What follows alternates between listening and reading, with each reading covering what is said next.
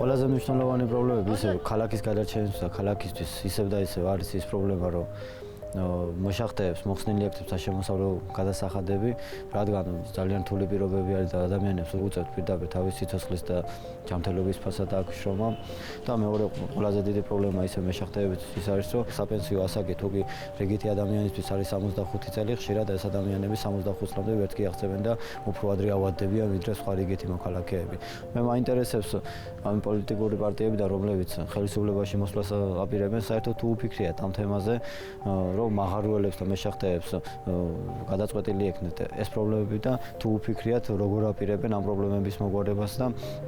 რას აპირებენ მომავალში, როცა ისინი ხელისუფლებაში მოვლიან.